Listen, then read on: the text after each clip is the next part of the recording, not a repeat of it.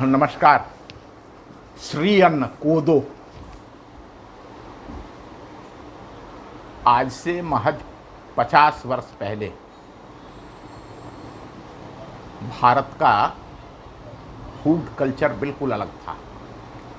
हमारी आहार श्रृंखला में सारे मोटे अनाज थे। हम सभी मोटे अनाज खाते थे। हरित क्रांति के उपरांत हम सभी ने चावल और गेहूं को इस कदर अपनाया कि हमारी थाली से मोटे अनाज गायब हो गए।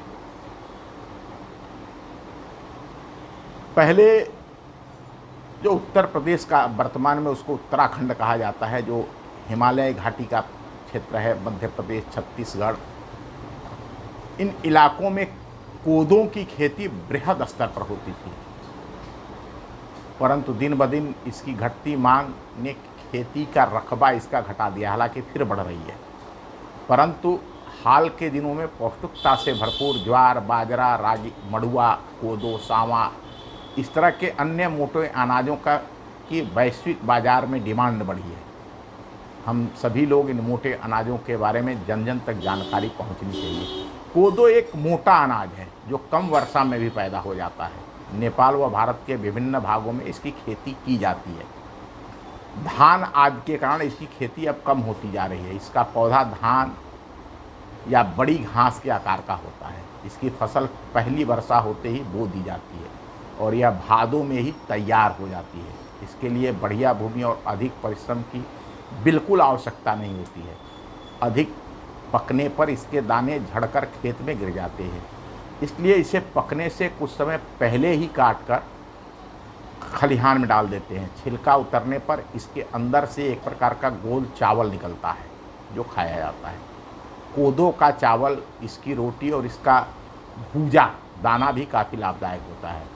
पर्याप्त मात्रा में प्रोटीन की उपलब्धता वाले इस अन्न में पौष्टिकता की खान होती है, यानी यह सुपोषण के लिए सबसे बढ़िया अन्न है। चिकित्सकों की माने तो मधुमेह, गुर्दों व मूत्राशय के लिए कोदो की रोटी और इसके भात काफ़ी लाभकारी होते हैं। उच्च रक्तचाप के मरीजों के लिए भी फायदेमंद है। इसमें पर्याप्त मात्रा में कैल्शियम मिलता है जिससे हड्डियां मजबूत होती हैं। कोदो पुराने समय में देश के विभिन्न हिस्सों में उगाया जाता था। इसे पारंपरिक अन्न भी माना गया है। इसके दाने में 8.3% प्रोटीन, 1.4% वसा तथा 65.9% कार्बोहाइड्रेट मिलता है। कोदो कुटकी मधुमेह नियंत्रण, गुर्दों और मूत्राशयों के लिए लाभकारी है। यह रासायनिक उर्वरक और कीटनाशक के प्रभावों से मुक्त है। कोदो कुटकी उच्च रक्तचाप के रोगियों के लिए रामबाण है। इसमें चावल के मुकाबले कैल्शियम भी 12 गुना अधिक होता है। शरीर में आयरन की कमी को भी यह पूरा करता है। इसके उपयोग के कई पौष्टिक तत्वों की पूर्ति शरीर के अंदर होती है।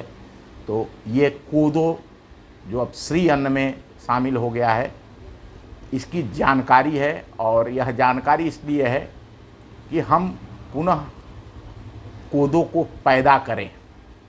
इसका पुआल भी बहुत उपयोगी होता है।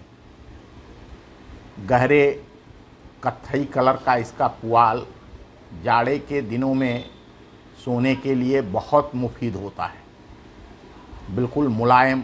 और पहले जाड़े के दिनों में कोदो के पुआल पर सोने को किसी डनलप के गद्दे से अधिक अच्छा माना जाता था।